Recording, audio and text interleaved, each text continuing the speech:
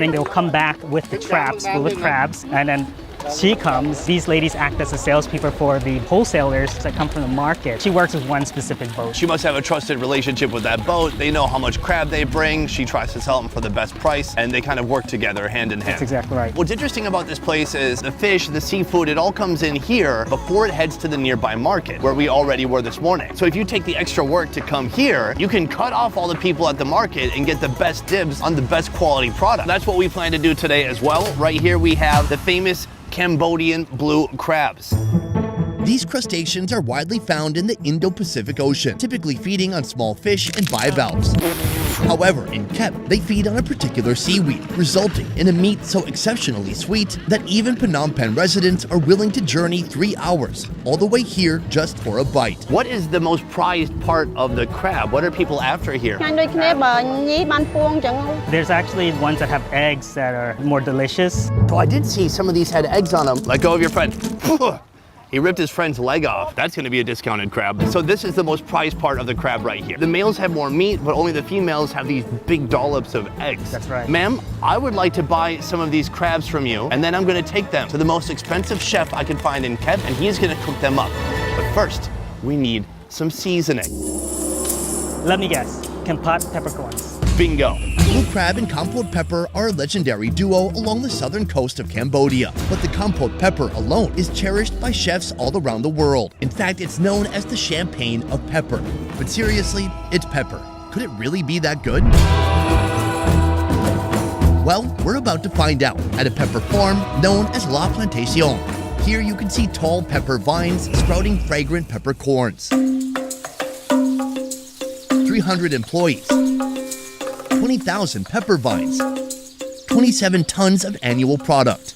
These are the numbers earned by the owners, French-Belgian couple Natalie and Guy, after 13 years of operation. Then in 2010, we got a PGI. PGI is Protected Geographical Indication. It's like champagne or camembert. Oh. You have to prove that it's a unique product that you can recognize among any product. And this marks, a special terroir for Kampot pepper because of the climate, because of the soil, and the sea is quite near from our plantation. When you will taste it, you will recognize that it's quite unique aromas. Can we try some out? Yeah.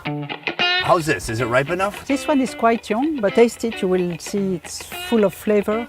Oh, it has a little bit of a peppery scent, even though it's just in its raw ball form. It's not ground or anything. Let's try it out.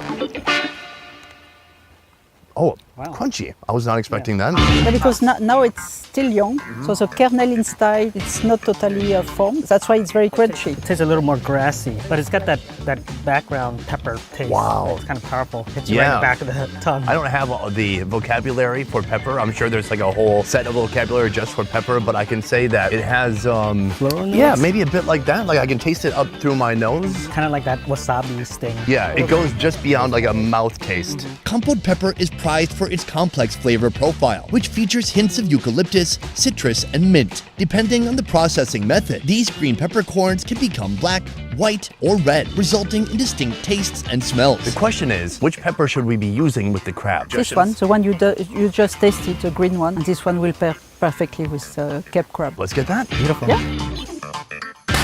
Chef? Yes. Put her there. Thank you. Welcome to Cape West. Meet the most expensive chef in Kep. His name is Sok Hang. We've been out hitting the countryside, getting you some fresh ingredients. Yeah. Take a look at these. We were speaking to the woman who worked at the boat pier. He says that the ones that have eggs that are more delicious. These eggs, not good quality.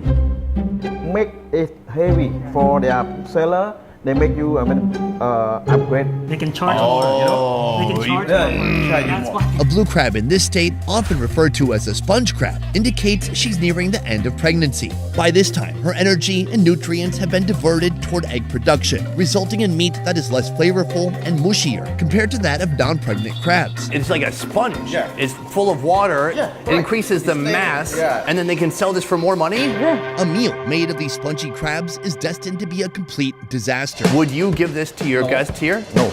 No. Never. That is, unless you're hiring Kep's most expensive seafood specialist. Then the chances of calamity drop by at least 20%. To hire you for a day to be a private chef, how much would that cost? Maybe I charge you 180. I think that's reasonable. Yeah. But it's 180 times the price of the other lady. It's a lot different than $1. I'm not saying you're not worth it. Yeah. I'm saying Let's find out. Our $180 chef is cooking up 2 dishes, one with the sponge crab and another, better dish with the few good crabs that happen to be tossed in with the lot. Unlike the sponge crab, these female blue crabs still have eggs inside their apron. How do I know if she has eggs on the inside? You put it here, a lot of meat. Then she's full of eggs. Egg inside. Their meat is sweeter and more flavorful, thanks to the nutrients stored in the eggs. The lady by the boat, slightly less sophisticated when it came to judging eggs in general. I feel like I got bamboozled, a little bit taken advantage of, but I was uneducated, and now I'm slightly educated. Next, our chef coats the crabs with a mixture of pepper, chicken powder, and flour. While the crab takes time absorbing those flavors, he deep fries a colorful batch of bell peppers, onions, and the compote green peppers. The fried wok says goodbye to the veggies and welcomes the floured crabs. Finally, the veggies and crabs are united under a shower of special Kep West sauce. The final touch of basil and coconut milk, and it's good to go. I'll be coming up hot for a minute. So I want to build up to the eggs inside the head. Shall we start with the leg? Sonny, I want to show you my technique. I like to pull this guy off. This is what I call the lollipop. This is the best part. Cheers. Oh my Lord. That sauce is amazing. It's That is the best bite, I believe, in the entire crab. That is full of meat, and it's just been kissed by that sauce. The sauce is sticky, it's sweet, it's savory, it has such a wild, complex flavor to it. I like to take a bite of the pepper before I take my next bite of crab meat. Okay, yeah. Give me a mouthful, and I'm going back in. Man, that's good. The flavor is magnificent. Shamefully, I've never had the guts to just like eat the peppers off the peppercorn. I thought they already did their job of seasoning. I believe a lot of that strong pepper flavor is lost from the stir frying, so you get a hit of it taking a bite directly. Here we have the head.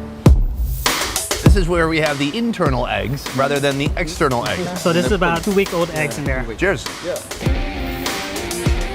I can see why these are more desirable.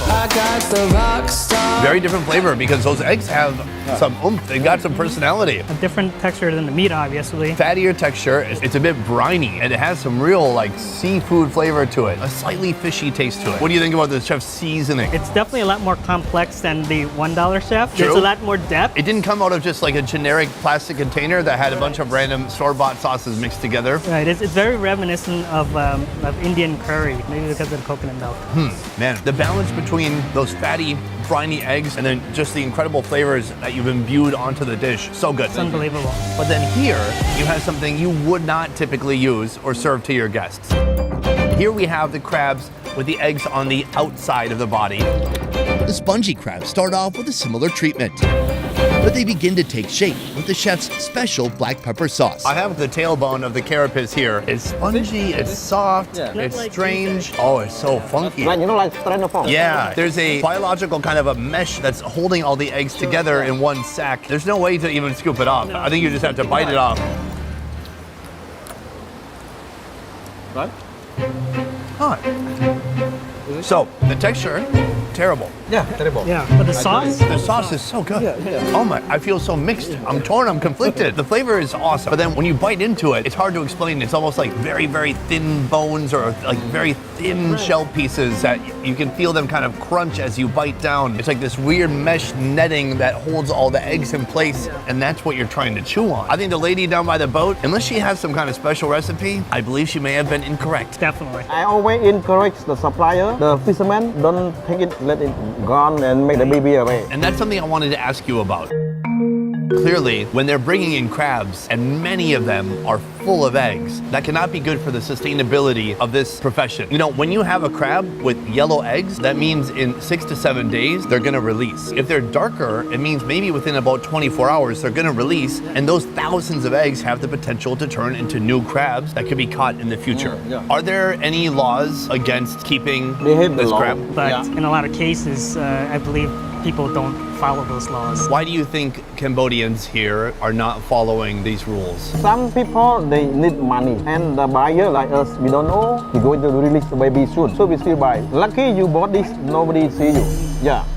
Did we just break the law? Yeah, apparently. No, we don't know. I guess one takeaway I have from this trip is going all around the countryside, there are more and more animals that are reducing in numbers, even tarantulas. The populations of tarantulas are dropping because of overhunting. Well, it's because people, they're not thinking about 5 years from now or 10 years from now. They're thinking about today. What is the best strategy to deal with this? You need the people that are buying it to stop buying it, and also the government to step in as well. We're hopefully able to educate the younger generation that we need to think about the future because there's a lot more potential. But there won't be any potential if we take all the crabs out of the ocean.